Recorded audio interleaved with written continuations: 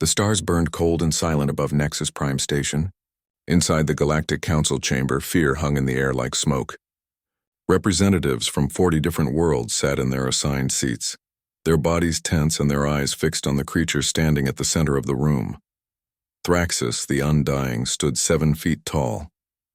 His scales gleamed like polished metal under the lights. When he moved, muscles rippled beneath his armor. His eyes were black and empty, like looking into deep space itself. Behind him stood 12 more Virax warriors, silent and deadly. "We have selected our next harvest," Thraxus said. His voice was deep and cold. "A new species has been discovered in Sector 7. They call themselves humans." Ambassador Kyung-mi felt her heart drop. She sat in the human delegation seat alone. Earth had only recently been granted council membership. Now she understood why. The Vrax always studied their prey before the hunt. "The human colony on New Sol will surrender their finest warriors," Thraxus continued. "They will fight in our arenas. If they provide good sport, we may allow the rest to live as servants. If they disappoint us, we will take everything." Kyung-mi stood up. Her legs shook, but her voice was steady. "The human people do not accept your terms. We will not surrender our people to slavery." Thraxus turned to look at her. For the first time in the meeting, he smiled. It was not a pleasant sight. "You refuse? How interesting. Tell me, Ambassador, do you know how many species have refused the harvest?" Kyung-mi did not answer. 247, Thraxus said. "Do you know how many still exist as free civilizations?" He paused. "None. Your defiance means nothing. We will arrive at New Sol in 10 days. Prepare your warriors or prepare your graves." The Vrax delegation left the chamber. The moment they were gone, the other ambassadors turned to Kyung-mi. Most looked at her with pity. A few looked away, ashamed. An old ambassador from the Talon species approached her. His name was Revik, and his people had been conquered 300 years ago. "Run," he whispered. "Evacuate your colony. Take everyone you can and hide. It is the only way." Kyung-mi shook her head. "Humans do not run. Not from anyone." 10 days later, the Vrax fleet appeared in the sky above New Sol. Massive warships blocked out the sun. The colony had 60,000 people. Most were farmers, engineers, and scientists. Only 3,000 had military training. Captain Dae-hyun stood in the command center, watching the enemy ships on the monitor. He was 40 years old, with gray in his hair and scars on his hands. He had fought in Earth's last war 20 years ago. He thought those days were behind him. "How many ships?" he asked. 32, his second officer replied. "Each one could destroy our entire defense grid alone." Dae-hyun nodded slowly. "Then we do not fight them in space. We let them land. We let them think they have already won." Dr. Hana entered the command center. She was the colony's chief scientist, young and brilliant. She carried a data pad. "Captain, I have been studying the Vrax biology. I found something important." "Tell me," Dae-hyun said. "They are pure predators," Hana explained. "Fast, strong, deadly. But their biology is built for short bursts of energy. They hunt like cats, they chase, they kill, they rest. Do you understand what I am saying?" Dae-hyun's eyes widened. "We are not cats. We are humans. We are persistence hunters." "Exactly," Hana said. "Our ancestors ran prey to death. We are not fast, but we never stop. We do not need to beat them in a sprint. We need to make this a marathon." The message came from the Vrax flagship. Thraxus's face appeared on every screen in the colony. "People of New Sol, your time has come. Surrender your warriors now, or we will take them by force. You have 1 hour." Dae-hyun opened a colony-wide broadcast. He stood straight, his uniform clean and pressed. "People of New Sol, this is Captain Dae-hyun. The Vrax have given us a choice. Surrender or fight. I know what my choice is. I choose to fight. Not because I think we can win easily, not because I am not afraid.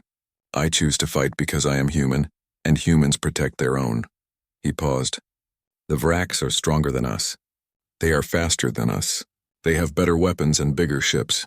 But they have never faced someone like us. They have never faced someone who refuses to quit. So here's my message to Thraxus. Come and take us. We will be waiting." Junwoo was 19 years old. He was part of the colony militia. He had never shot anyone before today.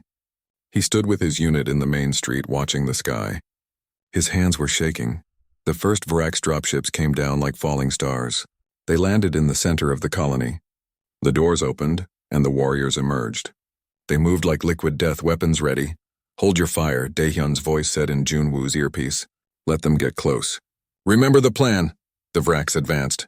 They destroyed the automated defenses easily. Energy shields flickered and died. Turrets exploded. The aliens moved with complete confidence. They had done this thousands of times before. Then they reached the human defensive line. Fire! Daehyun shouted. The street exploded with gunfire. The Vraks charged forward incredibly fast. Junwoo fired his rifle again and again. His first shots missed.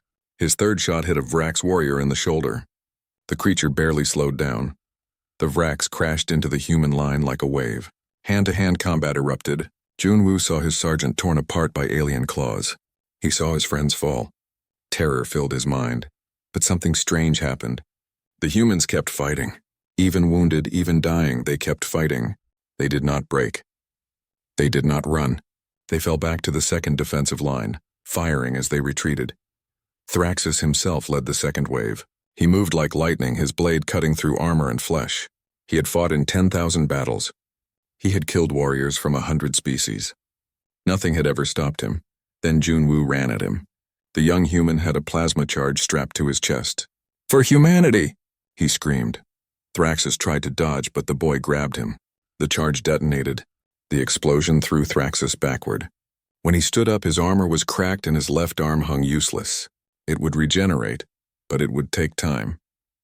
He looked at the burning crater where Junwoo had been. Then he looked at the remaining human forces. They were bleeding. They were dying, but they were not running. They were reforming their line, ready to fight again. For the first time in his long life, Thraxus felt something he did not recognize. It took him a moment to identify the feeling. Uncertainty. Daehyun's voice echoed across the battlefield, broadcast through every speaker. You wanted hunters, Thraxus? You wanted warriors? Look around you. This is what humans do. We do not surrender. We do not break. You are not hunting us anymore. From this moment forward, we are hunting you. Welcome to Earth's rules. Welcome to being prey. The Vraks warriors looked at their commander, waiting for orders. Thraxus stared at the humans. They had lost more fighters than the Vraks. They were wounded and desperate. By every logical measure, they should be defeated. But they were not defeated. They were still standing, still fighting, still defiant. Thraxus raised his blade and roared. The battle was far from over. 3 weeks had passed since the first battle. The colony looked different now. Buildings were damaged. Streets were empty during the day. But at night the humans moved. Thraxus stood in his command center aboard the flagship. He looked at the reports and felt anger rising in his chest. His forces controlled the landing zones. They held the main streets. But they controlled nothing else. Every night humans attacked. Small groups hitting supply lines, stealing weapons, killing sentries, then disappearing into tunnels and sewers before reinforcements arrived. The Vraks had superior strength and speed, but they could not fight what they could not catch. This is dishonorable, one of his officers complained. They do not face us in open combat. They hide and strike like cowards. Thraxus said nothing. He had studied the reports carefully. The humans were not cowards. They were adapting. They had learned they could not win a direct fight, so they changed the rules. Major Taesung crouched in the darkness of the tunnel system. He was 50 years old, gray-haired and scarred. Before New Seoul, he had been a special operations commander on Earth. He knew about this kind of war. How many do we have? He asked quietly. 42 fighters, Young Hee replied. She was a civilian engineer who had become the Resistance's weapon maker.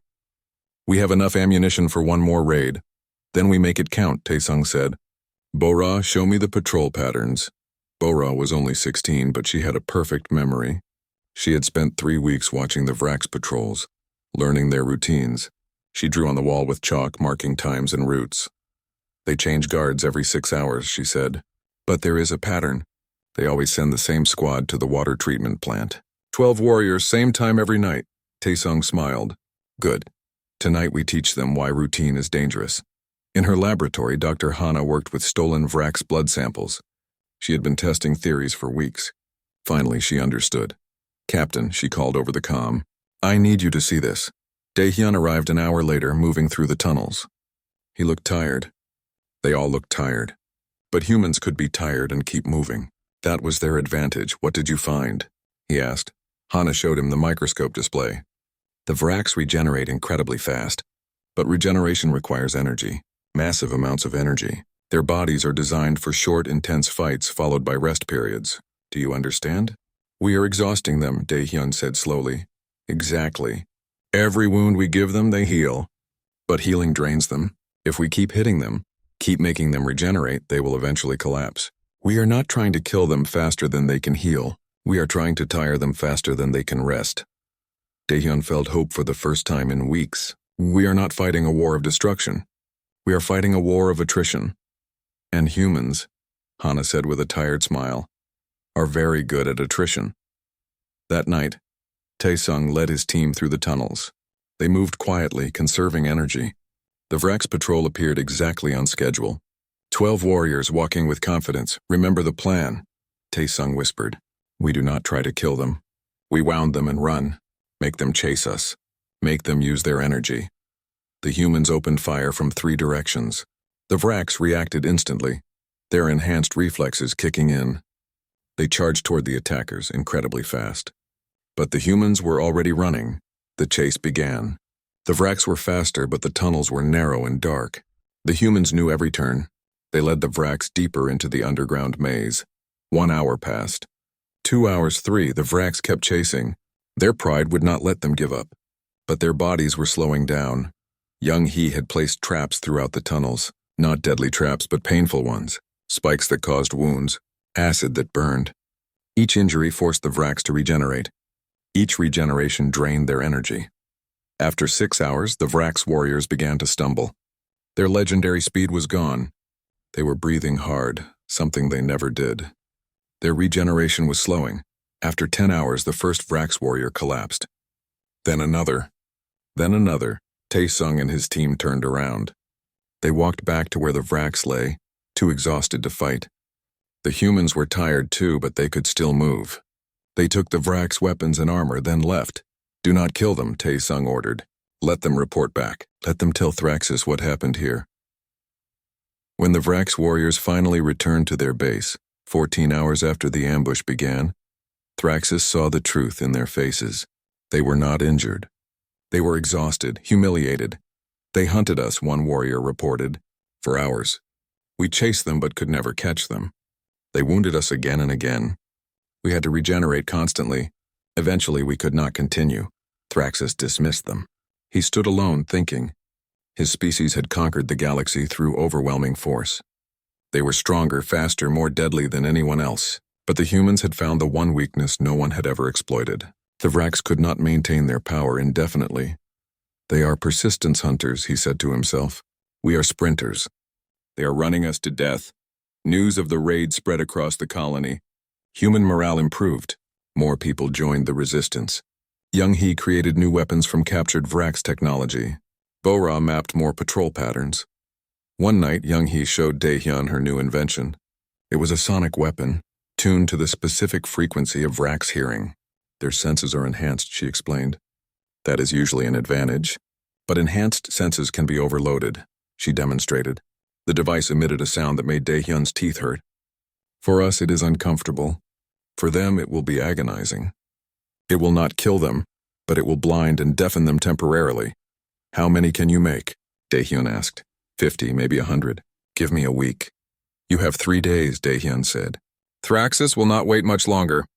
He will challenge me directly. I can feel it, he was right.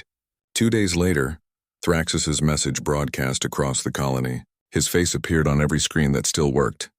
Captain Daehyun, Thraxus said, you have fought well, better than any opponent I have faced in centuries, but this ends now. I challenge you to single combat, you and I alone. If I win, your people surrender. If you win, my forces withdraw from this world. Do you accept? Dr. Hana grabbed Daehyun's arm. Do not do this. He is faster than you, stronger than you. He has killed for thousands of years. I know, Daehyun said. But if I refuse, he will kill our people out of spite. If I accept, we have a chance. What chance? Hana demanded. Daehyun smiled tiredly. The same chance we have always had. He is faster, but I am more stubborn. He is stronger, but I do not need to be strong. I just need to still be standing when he finally gets tired. The next morning, Daehyun walked to the designated location, the central plaza. Both sides watched from a distance. Thraxus was already there, standing in the center. "I respect your courage," Thraxus said. "You will die with honor." "I do not plan to die today," Daehyun replied. "I plan to be the last one standing. That is what humans do." The fight began. Thraxus moved like lightning. His first strike opened a cut across Daehyun's chest. His second broke 2 of Daehyun's ribs. His third should have been fatal. But Daehyun rolled with the blow. He kept moving, kept dodging. He landed a few hits of his own, not powerful but precise. Each one forced Thraxus to regenerate slightly. Hours passed. The sun moved across the sky.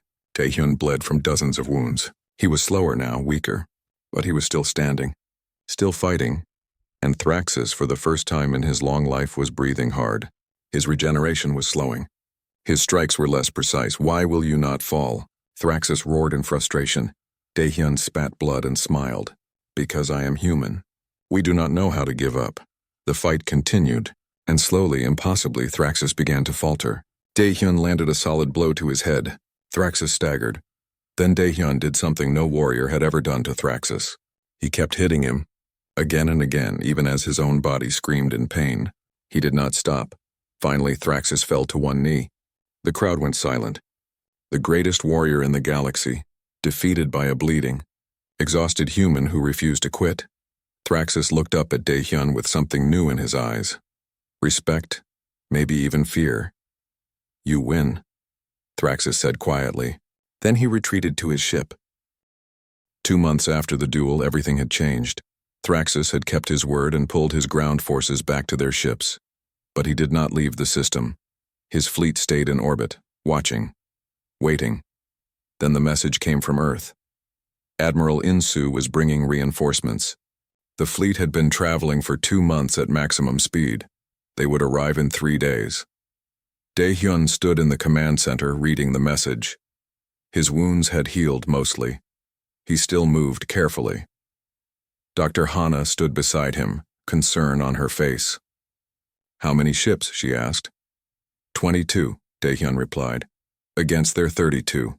And our ships are smaller, less advanced." "Will it be enough?" "It has to be." Across the galaxy, other species watched. Ambassador Kyung-mi had been broadcasting messages showing footage of humans fighting the Vraks, showing that the impossible was possible, that the Vraks could be defeated. On the Talon homeworld, Counselor Revik watched these messages in secret. His people had been slaves for 300 years. But seeing humans resist gave him ideas. Dangerous ideas. He contacted his old friends, former soldiers who remembered freedom. "The humans are showing us something," he told them. "They are showing us that the Vraks can bleed. If they can bleed, they can fall." Admiral Insu arrived exactly on schedule. He was 60 years old, a veteran of every major conflict Earth had faced. His flagship was called the Defiant. It was a fitting name. "Captain Daehyun," Insu's voice came over the comm. "I hear you have been keeping busy." Daehyun smiled. "Just surviving, Admiral. Can you help us do more than that?" "That is the plan." "What is the situation?"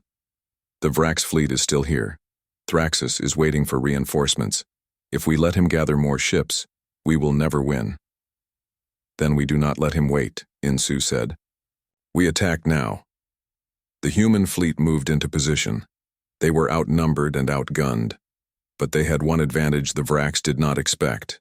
Human ships were built differently. Vraks ships were designed for overwhelming firepower, quick victories. Human ships were designed to take damage and keep fighting. Pilot Jiwon sat in her fighter cockpit. She was 25 years old and the best pilot in the fleet. She had flown in Earth's last war, but this was different. This was survival. "All fighters, this is Commander Jiwon," she broadcast to her squadron. "Remember our training.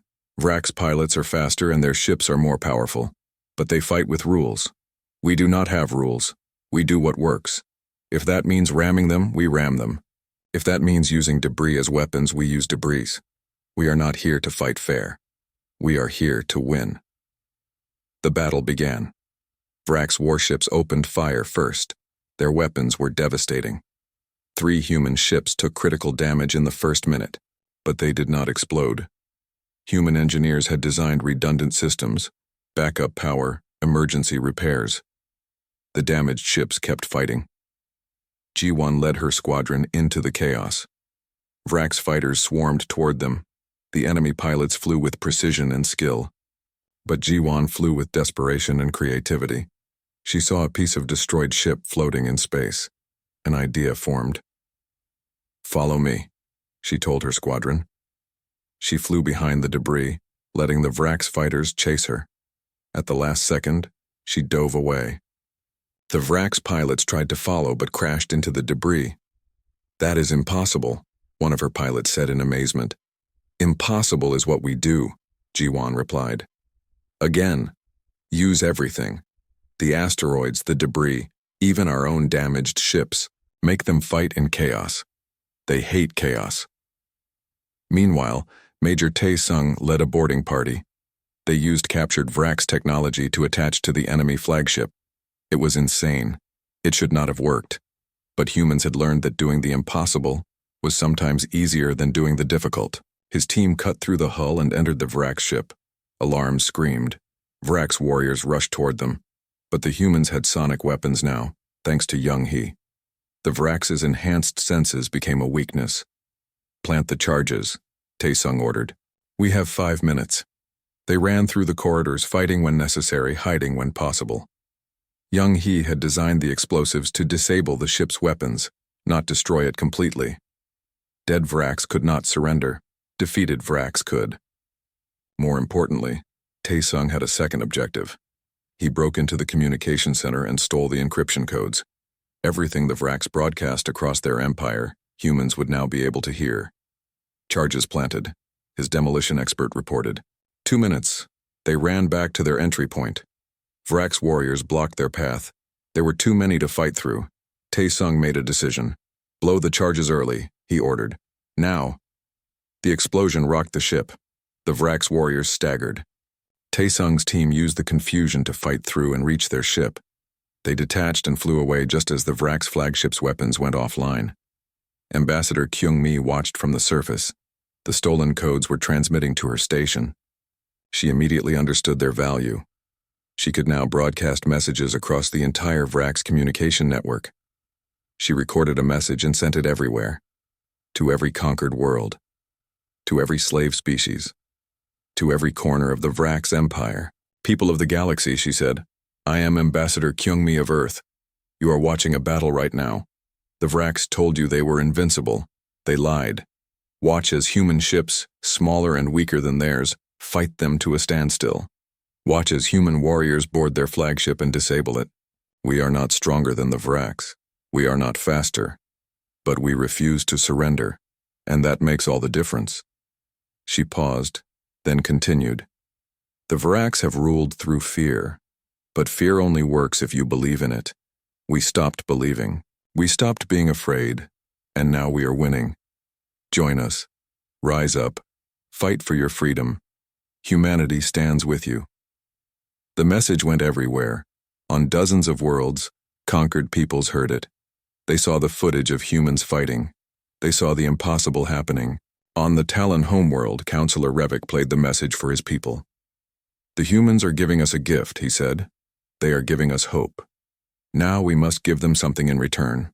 We must fight." The Talon rebellion began that night.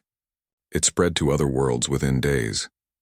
The Vrax suddenly faced threats across their entire empire. In space above New Sol, the battle continued. Admiral Insu watched as more Vrax ships converged on his position. They were trying to surround him. He smiled. "All ships prepare for ramming speed," he ordered. "Admiral," his second officer protested. "That is suicide." "Only if we fail," Insu replied. "Have faith, and evacuate the ship. Everyone to the escape pods. That is an order." "You too, Admiral," the officer said. Insu shook his head. "Someone needs to pilot the ship, and I am old. You are young, you have more battles to fight, now go." The crew evacuated. Insu sat alone in the command chair. He aimed the Defiant at the Vrax command ship. The engines roared to full power. "This is Admiral Insu to all human forces," he broadcast. "Remember this day. Remember that we never gave up. Remember that we fought with everything we had. And remember that sometimes the greatest weapon is the refusal to accept defeat. The Defiant struck the Vrak ship at full speed. The collision was catastrophic. Both ships broke apart. Debris filled space. Secondary explosions rippled through the Vrak's vessel. When the light faded, the Vrak's command ship was crippled. It drifted, powerless. The Vrak's fleet, suddenly without its leader, began to scatter. G1 Squadron pursued them, harassing the retreating ships. The human fleet, battered but still fighting, pressed the advantage. On the surface, Dae-hyun watched through the monitors. "Did he make it?" he asked quietly. "Escape pod detected," the sensor operator reported. "It is him. He is alive." Dae-hyun let out a breath he did not know he was holding. "Send a recovery team. Bring him home." Dr. Hana stood beside him, tears on her face. "We did it. We actually won." "We won a battle," Dae-hyun corrected. "But Thraxus is still alive, and the Vrak's empire is still powerful. This is not over." He was right. Deep in space, aboard a secondary Vrak's vessel, Thraxus received reports of the battle. His flagship crippled, his fleet scattered, rebellions erupting across conquered worlds. For the first time in his 1,000-year life, Thraxus felt something close to panic. The humans had done more than defeat him in combat. They had given hope to every species the Vraks had ever conquered. He made a decision. A terrible decision. He opened a secure channel to the Vrak's homeworld. "This is Thraxus. Authorization code Alpha 07. I am requesting deployment of the Worldbreaker." There was a long pause, then a response. "Confirmed. The Worldbreaker is being deployed. Estimated arrival 72 hours. Thraxus broadcast a message to New Sol. His face appeared on their screens, cold and hard.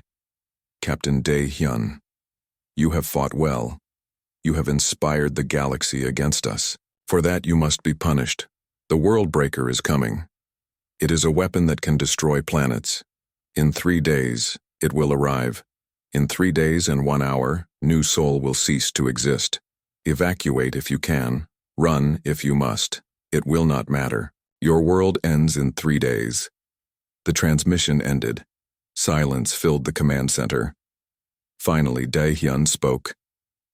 "Get me Dr. Hana, Major Tai-sung, Ambassador Kyung-mi, and Admiral In-soo. We have 3 days to save our world. We had better not waste them." The emergency meeting began immediately. Dae-hyun, still wearing his combat gear, stood at the center of the room. Around him were the people who had kept humanity alive. Dr. Hana with her research notes, Major Tai-sung scarred and tired. Ambassador Kyung-mi, her diplomatic mask gone, replaced with raw determination. Admiral In-soo bandaged but standing. 3 days, Dae-hyun said. Maybe less. The Worldbreaker is a planet-killing weapon. According to our intelligence, it has destroyed 8 worlds in the past 1,000 years. We cannot fight it. We cannot outrun it. So we need a third option. Evacuation. Someone suggested. "We have 60,000 people," In-soo replied. "We have ships for maybe 10,000. And where would we go? Thraxus would hunt us down.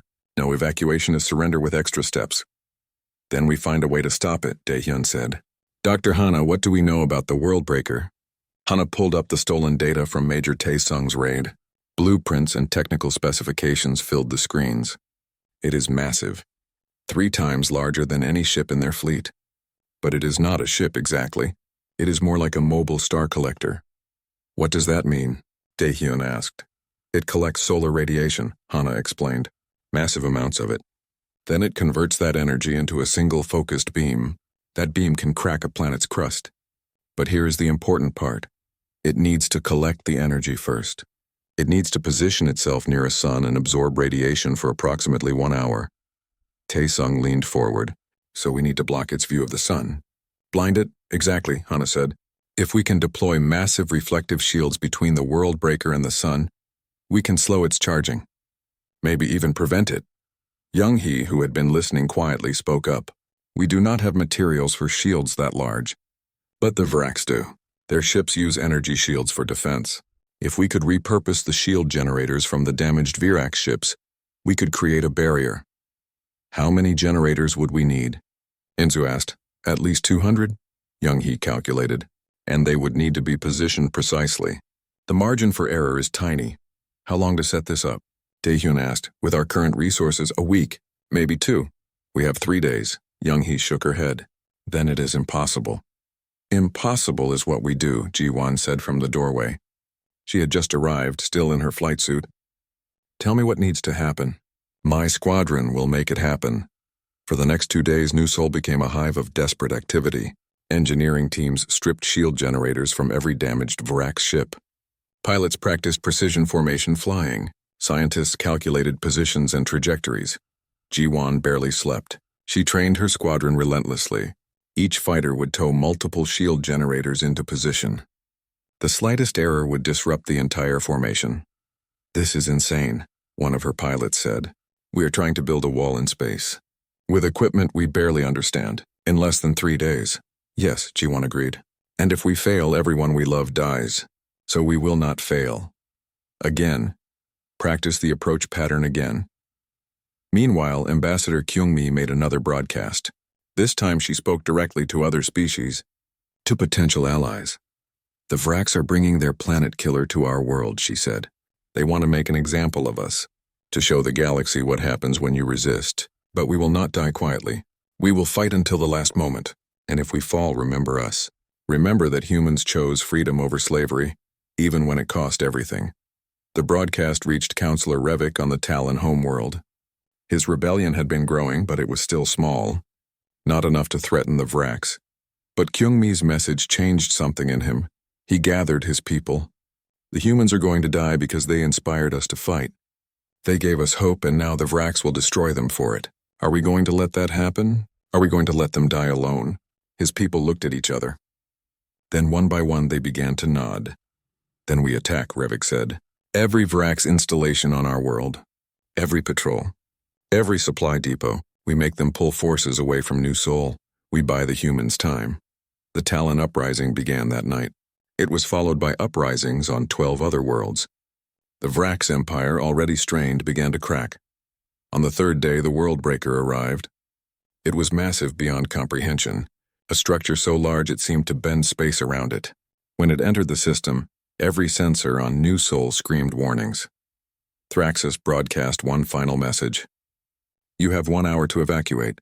After that, New Seoul will be destroyed. This is mercy. Take it. Daehyun did not respond. He was too busy coordinating the defense. Status report, he demanded. Shield generators are in position, Young-hee reported. 197 active. 3 failed during deployment. Will it be enough?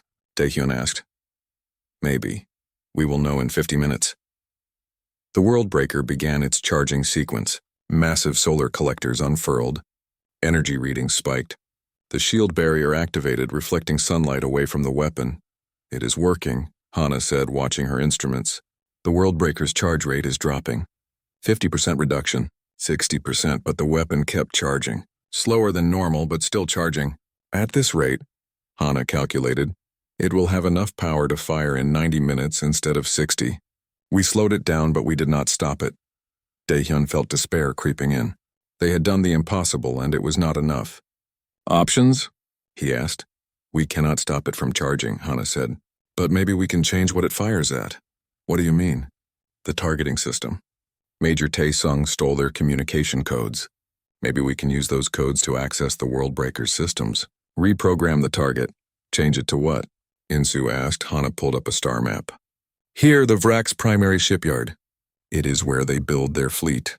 Destroy that and they cannot replace losses. Without new ships, they cannot maintain control of their empire. Can we access their systems? Daehyun asked. I do not know, Hana admitted. But I have to try. She worked frantically, her fingers flying over the controls. The stolen codes gave her access to Vrax communication channels, but the Worldbreaker systems were heavily protected. She tried one approach, then another, then another. 30 minutes until full charge, someone reported. Hana kept working. Sweat ran down her face. Her hands shook from exhaustion and stress. 20 minutes. Meanwhile, Daehyun made a decision. He contacted his ground forces. Major Taesung, prepare an assault team. We are going after Thraxus. What? Taesung asked in confusion. If Hana cannot reprogram the weapon, maybe we can force Thraxus to abort it. He has a dead man switch. We capture him, we get the codes. That is suicide, Taesung said. He is on his ship, surrounded by his best warriors. I know, Daehyun said. But if it is a choice between certain death and probable death, I choose probable. Assemble your team. We leave in 5 minutes. The assault was desperate and brutal. Daehyun, Taesung, and 20 of their best fighters boarded Thraxus's ship. They fought through corridors filled with Vrax warriors.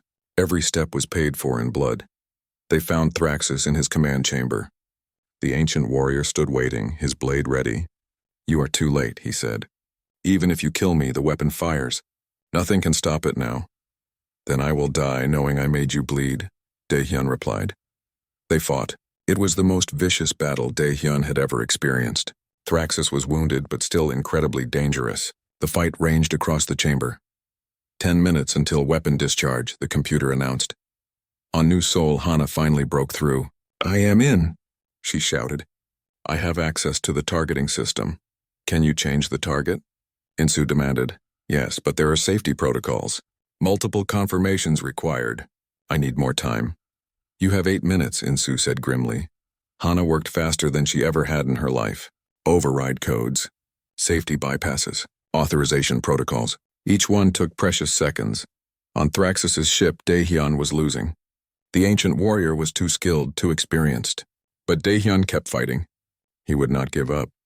Not ever. 5 minutes, the computer warned. Done, Hana screamed. Target changed. The Worldbreaker is now aimed at the Vrax shipyard. Thraxus heard the announcement through his ship's systems. His eyes widened in horror. What have you done? We survived, Daehyun said. And we made sure you could not do this to anyone else. The Worldbreaker fired. A beam of pure destruction crossed space, traveling at the speed of light. It struck the Vrax primary shipyard. The facility, the size of a small moon, exploded. Along with it went 60% of the Vrax fleet's construction capability. Thraxus collapsed to his knees, not from his wounds, but from the realization of what this meant. Without the shipyard, the Vrax could not replace lost ships. Without new ships, they could not maintain control of their empire. The rebellions would grow. The conquered species would rise up. You have destroyed us, Thraxus whispered. Not in battle, not with superior force. You destroyed us with persistence and cleverness. You are not warriors. You are survivors, and that makes you more dangerous than any warrior. Daehyun stood over him, bleeding and exhausted. We are both. Now surrender your forces. End this war. Thraxus looked up at him. Then slowly the ancient warrior nodded. I surrender. 6 months had passed since the Battle of New Sol. The galaxy was changing in ways no one could have predicted. The Vrax Empire, which had ruled for millennia, was collapsing. Without their shipyard, they could not maintain control. Rebellions erupted on every conquered world. The Galactic Council met again, but this time it looked different. Representatives from freed species filled the chamber. The Talon people sat beside the humans. The Krell, the Vexen, the Mira. Dozens of species who had been slaves were now free. Ambassador Kyung-mi stood at the podium. She had been asked to speak first. She looked out at the faces watching her. Some were hopeful, some were angry, all were waiting. 6 months ago, she began, humanity faced extinction. The Vrax came to our world to harvest our warriors. They expected us to surrender or die. We did neither. We fought. And in fighting, we showed the galaxy something it had forgotten. That freedom is worth any price. That resistance is always possible. She paused. But now we face a new question. What do we do with the Vrax? Many of you have called for their extinction. After what they did to your worlds, to your people, I understand that anger. But I ask you to consider something else. Humanity did not fight to become the next tyrants. We fought to end tyranny. If we destroy the Vrax now, we become what they were, conquerors, killers. Is that who we want to be? The chamber erupted in argument. Some agreed. Many did not. A Talon representative stood. Easy for you to say, Councillor Revik said. Your world suffered for months. Ours suffered for centuries. The Vrax took our children. They destroyed our culture. They made us forget who we were. And you ask us to show them mercy? Captain Daehyun, who had been sitting quietly, stood up. Counselor Revik is right. My people suffered for months. His people suffered for lifetimes. I cannot tell you to forgive the Vraks, but I can tell you what I learned fighting them. He walked to the center of the chamber. His wounds had healed, but he still carried the scars. The Vraks are what their world made them. They evolved as apex predators. Their entire culture is built on the idea that strength means domination. But evolution is not destiny. Humans evolved as hunters too, but we learned to cooperate. We learned that working together makes us stronger than fighting alone. The Vraks can learn that too. They do not have to be monsters. They can be something else. But only if we give them the chance. Only if we show them a better way. Dr. Hana added her voice. I have been studying Vraks biology for months. Their aggression, their need to dominate.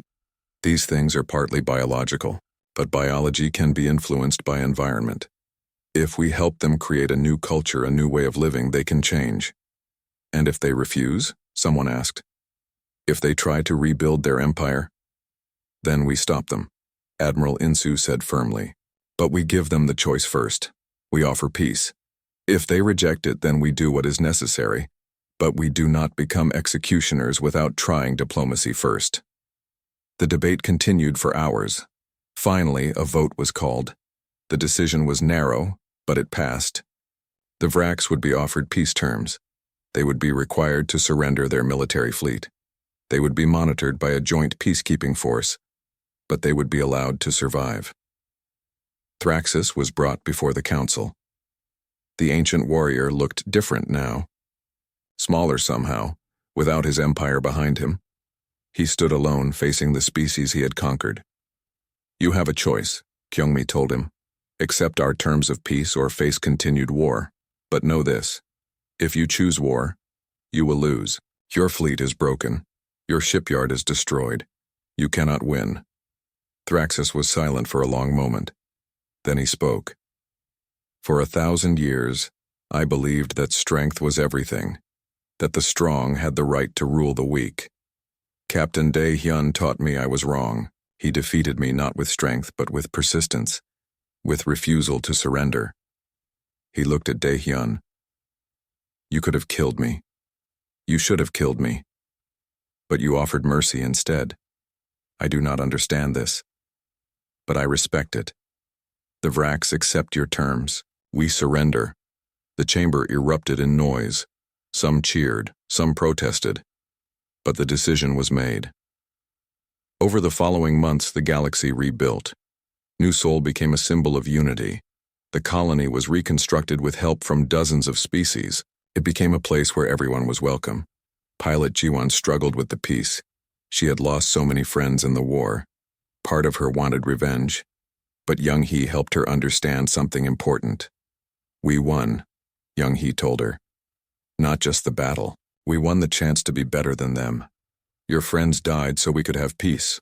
Honor them by building something worth their sacrifice. Jiwon eventually agreed. She started a training academy, teaching young pilots from every species.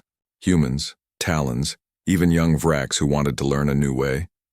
Major Tae-sung led the peacekeeping forces on Vraks worlds. It was dangerous work. Many Vraks resisted the changes. They saw peace as weakness. But slowly, attitudes began to shift. Especially among the younger generation.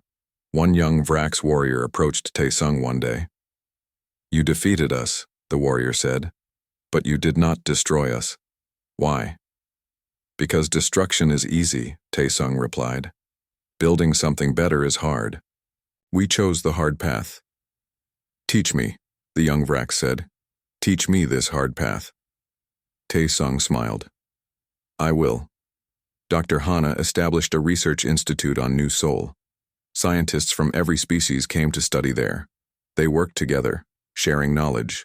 The institute became famous across the galaxy for its breakthroughs in medicine, engineering, and xenobiology. Admiral Insu designed the new Galactic Alliance fleet. It combined the best technology from every species. Human endurance, Talon speed, Vrak strength.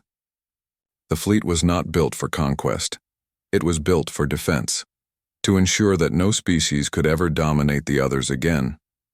The fleet's motto became famous: "Never again. Never again will tyrants rule the stars." Ambassador Kyung-mi worked with the Council to create a new galactic constitution. It had 3 core principles. First, no species could dominate another. Second, all species had the right to self-determination. Third, cooperation was stronger than competition. The Constitution was adopted unanimously. Earth became the capital of the new Galactic Alliance, not by force but by choice. The other species trusted humanity because humanity had proven it did not seek power for its own sake. Not everyone was happy with the changes. Some species wanted revenge against the Vracs. Some Vracs wanted to return to the old ways. There were incidents, violence, setbacks. One such incident happened at the memorial on New Sol. It was a simple monument, listing the names of everyone who had died defending the colony. A group of radical Vrax warriors attacked it, trying to destroy it. Captain Dae-hyun was there when it happened. He and a mixed security force, humans and former Vrax slaves working together, defended the memorial. The battle was brief but intense. When it was over, Dae-hyun stood among the defenders, humans and Talons and Krell, all bleeding, all exhausted, but all still standing. Then something unexpected happened. A young Vrax warrior approached. He was one of the students from Jiwon's academy. "Captain," the young Vrax said, "my people did this. We dishonored ourselves. Please let me stand guard with you. Let me prove that not all Vrax are like those who attacked." Dae-hyun looked at him for a long moment, then he nodded. "Stand with us." The young Vrax took his place beside the human captain, and in that moment, the future of the galaxy became clear. Not perfect, not without problems, but better. 10 years. After the Battle of New Sol, the galaxy was unrecognizable.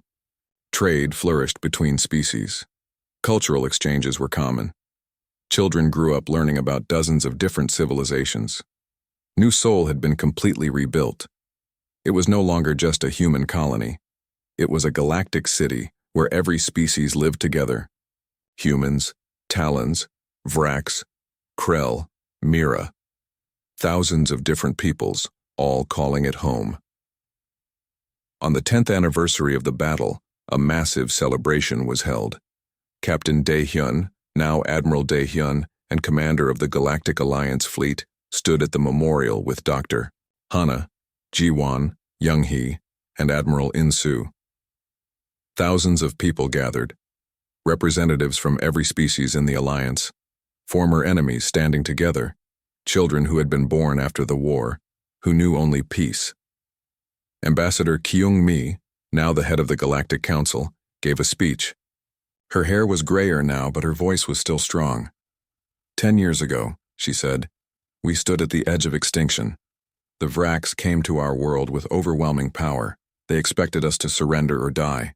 But we chose a third option. We chose to fight, not because we were strong, but because we refused to give up. She smiled. The Vrax were faster than us, stronger than us, more advanced than us. They should have won. But they made one mistake. They underestimated what happens when you threaten someone's home. They underestimated human stubbornness. The crowd laughed. Even some Vrax in the audience smiled. But more than that, Kyung-mi continued, they underestimated the power of hope. When we fought, we inspired others. When we refused to surrender, we reminded the galaxy what freedom meant. And when we won, we proved that tyranny could be defeated. Today we celebrate not just a military victory. We celebrate the victory of cooperation over domination, of mercy over revenge, of hope over fear. The Vrax feared nothing until humanity stood in their way. But we did not just stand in their way. We showed them a better,